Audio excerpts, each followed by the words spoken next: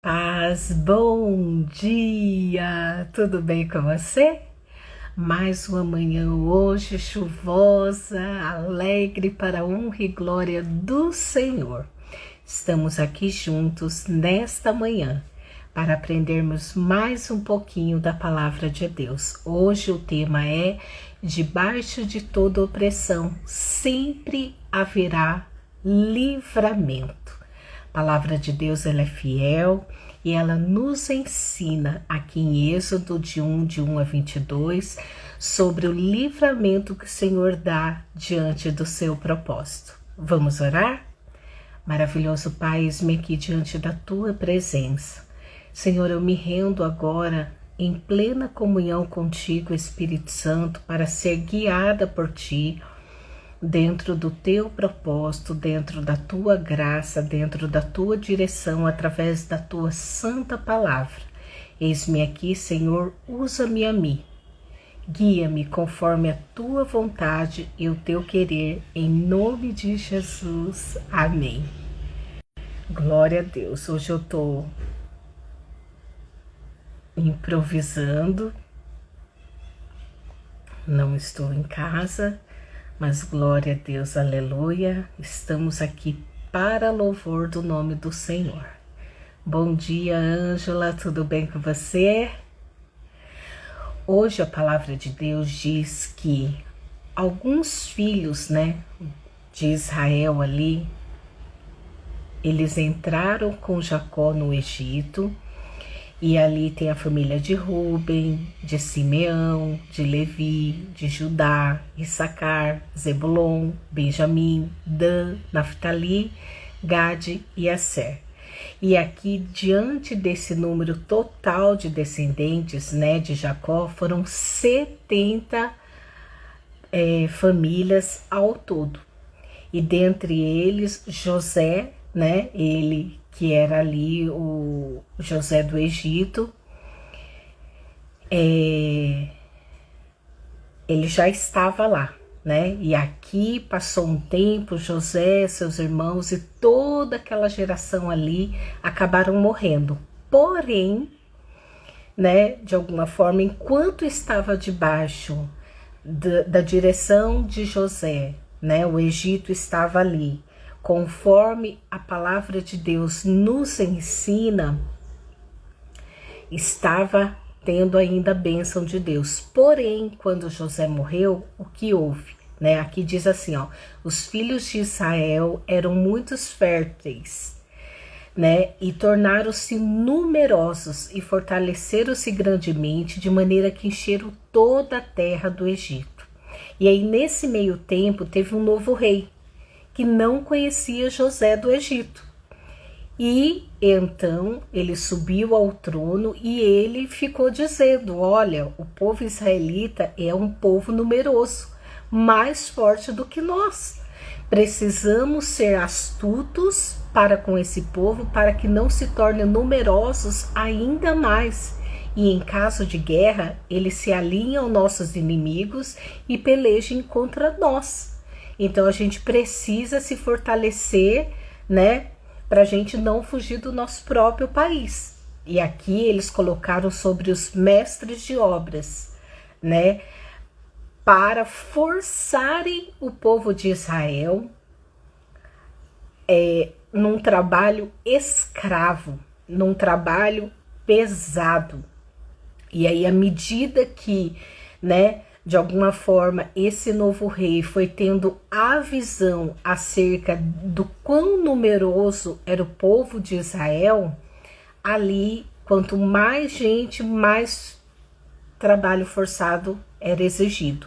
Aqui, diz exatamente que eles construíram para os faraó 2 cidades celeiro, de Pitom e Ramassés, da forma como este rei estava oprimindo, de alguma forma, o povo de Deus, Já sabíamos ali que, de alguma forma, todo aquele que busca o Senhor ia ser oprimido, e assim não é diferente nos nossos dias. A gente vê quantos países eles são criteriosos em relação a justamente a perseguição de cristão, né? Então tem aí o Portas Abertas, que é uma organização que coloca lá e lista mais de 30 países, né, que perseguem de fato o povo cristão.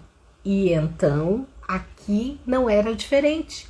Aqui eles, quanto mais, né, no caso, quanto mais os maltratavam, mais o povo de Israel se multiplicava, a ponto, né, dos egípcios ficarem com medo deles. Porém, a gente já sabe que Deus havia feito uma promessa a Abraão: o teu povo será como a areia do mar, como as estrelas do céu, que é impossível contar. Então, aqui nesta palavra, apesar de toda a opressão, né, desse novo rei, porque ele não conhecia a história de José, fazendo com que o povo de Israel fossem escravizados, e diante dessa opressão, né, era uma escravidão severa, eles tornaram a vida deles amarga, impondo-lhes um árduo trabalho, né, de preparar ali o barro, fazer o tijolo, trabalhar no campo. E em todas essas situações eles eram sujeitados de forma cruel.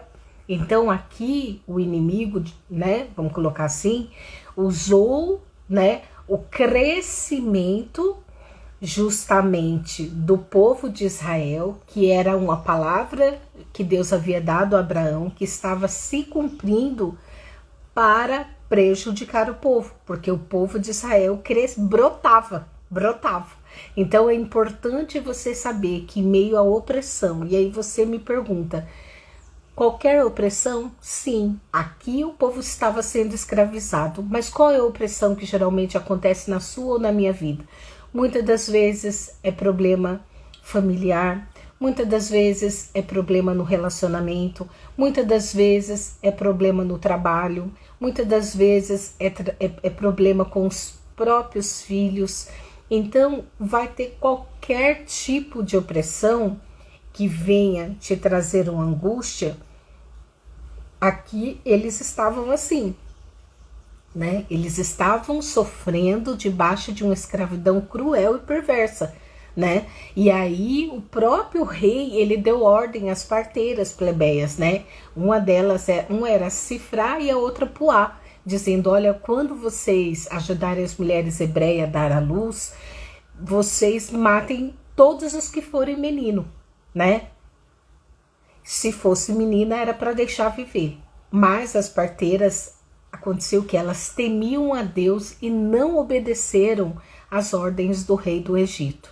E aí elas deixavam também viver os meninos. E aí o rei do Egito mandou chamar as duas parteiras e perguntou: o que está acontecendo? Né? Por que os meninos não estão sendo mortos? E aí elas disseram aqui, as mulheres hebreias, elas não são como as egípcias. Deus as abençoou, as parteiras, né, dizendo que antes delas chegarem para executar o parto, os bebês já nasciam, né? Então, aqui está dizendo que elas eram cheias de saúde e dão luz antes que a parteira chegue. Ou seja, aquilo que Deus havia instituído para a vida do povo de Israel estava acontecendo. Não importava a opressão a qual eles estavam passando, eles estavam sendo tratados como escravos, mas Deus trouxe aí uma quantidade de vidas, e o povo foi crescendo, e o povo foi crescendo, e o povo foi crescendo. Então, aqui, Faraó ordenou, né, para jogarem as crianças no rio Nilo. Todos os meninos hebreus recém-nascidos, só deixem viver as meninas. Então, diante desse capítulo, o que fica evidente para nós? Que Satanás, ele tem uma raiva de nós. A própria palavra de Deus já diz que quem é amigo de Deus é inimigo do mundo. Inimigo do mundo é inimigo de Satanás, porque o mundo jaz no maligno.